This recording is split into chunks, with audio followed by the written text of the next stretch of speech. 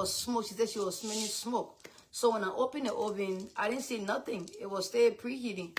I was waiting for it to beep for me to put the fish in it. And the moment, few minutes later, there was a huge black smoke coming out of the oven. Black smoke, huge black smoke. When I opened the oven, fire, flames of fire coming out of the oven yesterday. The whole entire apartment was flooded with smoke.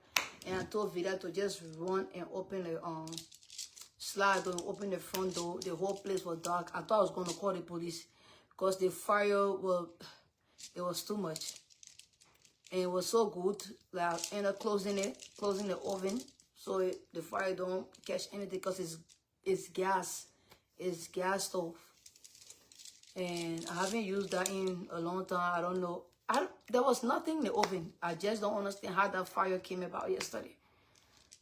But we just bless God. Just tell God, thank you for my life and my kids' life. Imagine somebody trying to help you in a home and you catch the whole place on fire.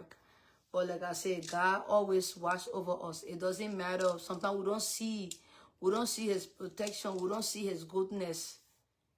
But yesterday he saved me my kid's life again from fire.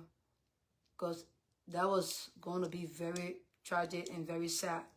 Somebody helping you, then you catch that whole place on fire.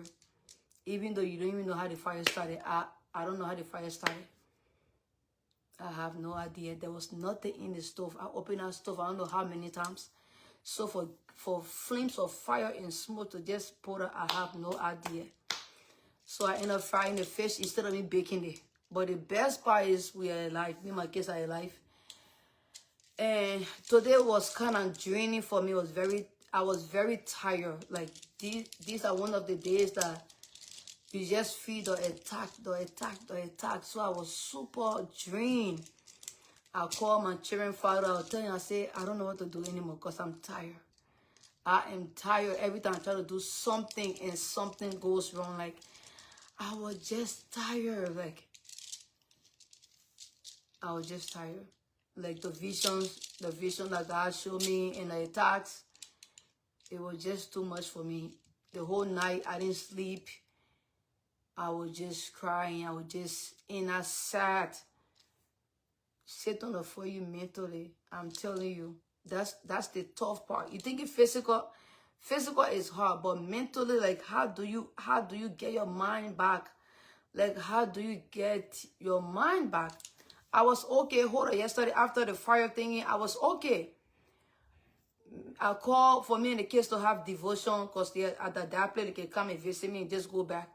So when I called, Elizabeth was asleep. Only Vida was able to have devotion, night devotion last night. We have devotion, everything was okay. So I went to bed after that. I got up around 10. Then I went back to bed. When I got up 1 o'clock after the vision like God showed me, because I was attacked too in my sleep. So when I woke up, my energy, my spirit was just low. It was just draining. The voices, like the enemy just keep putting negative voice in my ear, like voices in my ear. I was just got drained. Oh, nobody care about you. The same thing, the constant thing. Nobody like you. You've been on this earth for how many years? You ain't accomplished nothing. The same thing. And I kept on praying. I kept on praying. Trying to fight. I kept on asking God, God, help me, please help me.